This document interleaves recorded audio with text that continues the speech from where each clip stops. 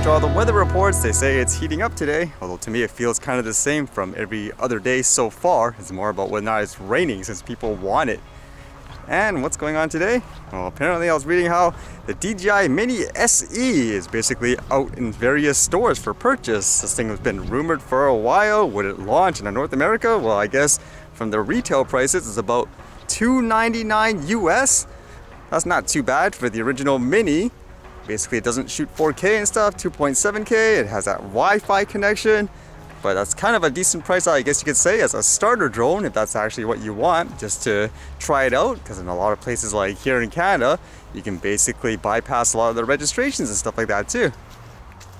Although if you are planning to be a bit more serious with it, capturing a little higher quality, you want more reliability, I still think the Mini 2 is a lot better just in terms of the connection and stuff like that. As well, there are a lot more competitors now, but for that price, I guess it's an interesting decision for people to make if you just want to fly a drone again for something that's cheap. And with the heat, there's been a lot of wildfires, and it's kind of interesting how a lot of places they're saying people have been flying drones, what they say anyways, and it's been stopping things like the emergency operations in terms of dropping water and stuff like that. But this one was kind of interesting because it says here they apparently saw a drone, and now with this investigation they're kind of thinking maybe it's the company's drone. Like this one here says, investigators probing PG&E's possible link to fateful Dixie fire drone flight. The Butte County District Attorney is investigating whether a drone that reportedly interfered with firefighting aircraft in the crucial first hours of the Dixie fire was operated by PG&E or one of its contractors. District Attorney Mike Ramsey says the drone's incursion over the fire on July 13 may have prevented CAL FIRE aircraft from stopping the blaze when it had burned an acre or two. So from this, it sounds like they're initially guessing it might have been the company's power lines that I guess touched something and it started a fire. And according to the company, they said they do have drones flying and all that, but it wasn't within this specific time. Kind of makes you think too, because it says here, about 7:45 p.m., with about 45 minutes of daylight remaining to continue flying, a CAL FIRE air attack pilot spotted a drone over the fire. Following standard practice for wildland firefighting, CAL FIRE suspended air operations and the air attack plane, tankers, and helicopters returned to their bases. Would this be a person on the ground too? Because it says, according to CAL FIRE dispatch records, fire personnel on Highway 70 conducted a short, unsuccessful search for the drone operator after the aircraft was detected. A CAL FIRE report filed after the incursion said the air attack pilot, who functions as sort of an air traffic controller for other firefighting pilots, had been able to follow the drone a short distance up the river from the spot where the Dixie fire was slowly growing and beyond control. Eventually, visual contact with the drone was lost when it descended into Rock Creek drainage. The report said, Rock Creek, about 2 miles upstream from the fire starting point, is the site of PG&E powerhouse. So that's why they were assuming it could have been the company's drone actually that was flying. Because I'm assuming those were ground operators that were actually trying to monitor the drone, they say, correct? Because if it wasn't grounded, it was like, say, another air vehicle that was trying to track the drone. That's why I'm thinking it's so weird. Like, if it's safe enough for someone in the air to actually try to capture whoever was flying the drone and to monitor it, then I don't see how you can assess the situation and say, okay, well, in terms of the risk assessment, you could say there's a quote idiot there flying, but you should still be able to carry your work. I mean, can you imagine that for like a ground level operation, just in terms of the thought process where if there's a building on fire, everything's taped off, police and all that, you have firefighters trying to get people out of the building, put the fire out, and then somebody like an idiot or something like that, let's just say he crosses the police line in a bicycle or maybe a regular person, and now because of that, like, okay, because someone entered within the vicinity there, everybody out, firefighters, get out of there, the building, stop saving people, stop putting out the fires. Isn't that what the police and stuff should be there for? To try to control that situation, assess it? I mean, it's a little different if someone ran in there with, I don't know, like a gun or something like that, okay? Or he has a bomb, that's a little different. But for situations like that, there needs to be some kind of, I guess, assessment of how dangerous it really is. Because to me, again, it doesn't really help anyone in that case. All it does is create more hysteria and stigma, and at the same time provides people potential excuses to blame something during like a tragic situation, so to speak. And then I was reading again how that coyote problem is still rampant. This time, apparently a 5-year-old boy was attacked. It says here, The Conservation Officer Service is investigating after a 5-year-old boy was attacked by a coyote in Stanley Park last night.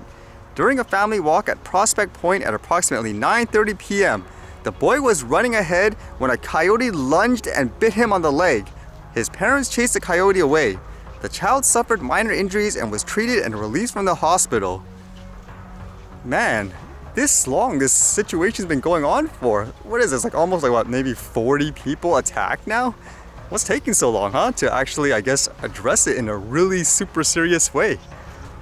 And if this is accurate, where they say in their report it's in Prospect Point, that's a pretty, I guess you could say, busy area normally, like as an actual meeting point with views and all that. So I don't know. Is it just one of those things again where people don't know what to do in terms of the balance of, okay, how do you take care of this? Like get the animal to change their behavior. Whereas this case, I don't think it's going to happen just because of all the shutdowns and stuff like that during the pandemic. Nobody going around the area. I could just imagine the population was just growing. They got adapted to it and they're not afraid of like humans or whatever because it's their quote territory. I don't know.